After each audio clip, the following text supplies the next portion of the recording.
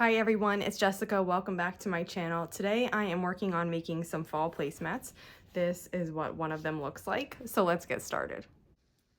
I opened a new fat quarter bundle today. This is called Foraged, Found, and Hand Me Down by Fancy That Design House, and it has beautiful fabric. All different rich, beautiful colors for fall, so browns, yellows, purples, blues, like a rust colored, orange.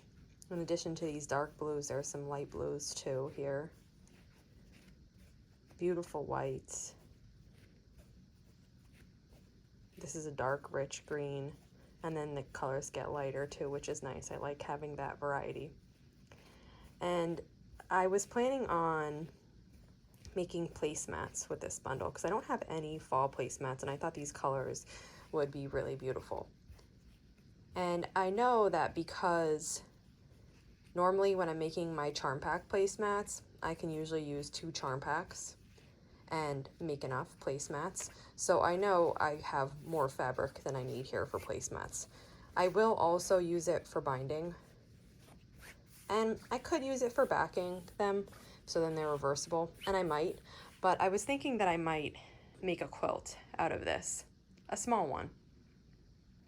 Maybe 2, let me show you. The fat quarter bundle also came with this panel, so I thought if I cut charm pack squares, which are 5-inch squares from the fat quarters, I could use that to frame this, and it would be just a lovely little lap quilt or baby quilt. And I thought that would be nice. I don't particularly need it for anything, but I thought it would be beautiful and it could make a beautiful gift. And then I was looking for easy patterns online, just real quick ones that I could whip up, not necessarily big or anything. And I came across this one, Chex Mix Quilt by Terran Studios, and I thought it was beautiful. Very easy, simple, just a really classic, nice design. So I'm going to definitely cut out for placemats, and I'm going to cut out for squares to go around the panel that came with the bundle. And then if I have enough, I think I might try to make this with it. So far I've cut 1 5-inch strip off of every fat quarter. Except 2 of them, which I'm saving for another project. And now I'm going to lay it out. So the way that I do these, I'll link to my other placemat videos below if you haven't seen them before. But when I do charm pack ones, and this might not be the right coloring because I'm just grabbing them in order. But typically I do place these pretty random. So there's 6 squares. These are 5-inch squares. And then I take 1 5-inch square cut in half. So this is 5 inches by 2.5 inches. And, you know, for example, I'll just put these around the outside like this.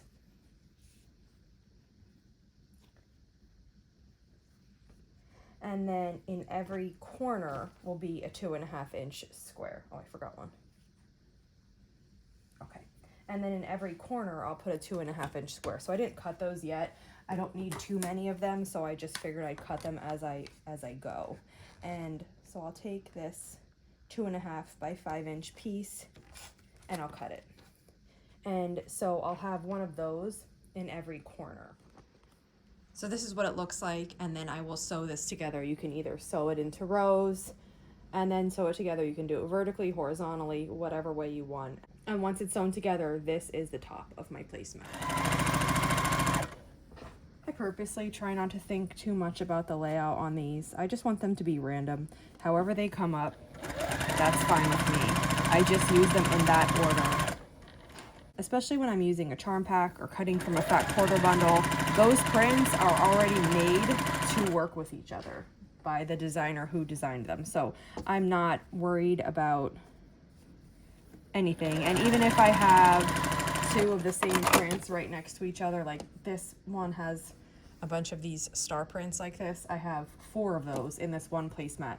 I think it looks nice, and I think that it's okay to have like prints right next to each other, especially when you're working from one collection, because, you know, by definition, collections like that, they have the same print over and over in different colorways.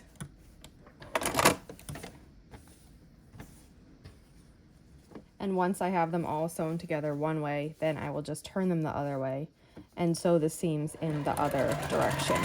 I web piece this, so this is all, you know, stuck together like this, which is nice because I'm only making one right now, but when I'm making a bunch, Doing it like this means my pieces in my rows don't get out of order, so I make sure I have the right amount of pieces for each placemat.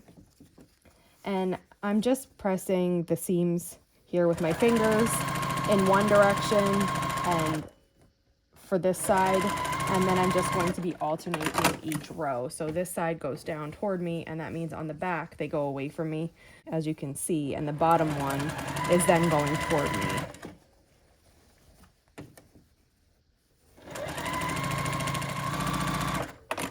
And that's it. These go together really quickly. This is what it looks like. These colors are beautiful. I know these are going to make really great fall placemats. So now I just need to make the rest of them.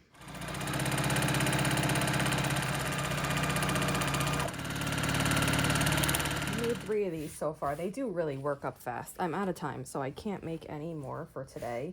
But I have all the other pieces cut, so I know when I get back to this, it'll be quick to finish up what I need. That's it for today. I have my 3 placemats. I have to stop sewing now, otherwise I would continue making all the ones that I need to fit my table, but I'll pick this up when I have more time. But for now, I mean, these turned out so cute. The fabrics are beautiful and they really just shine in a simple pattern like this. Like I mentioned before, I'll link to my other placemat videos if you haven't seen them before, and if you have any questions, just let me know. If not, I'll see you back here soon. Thanks for following along.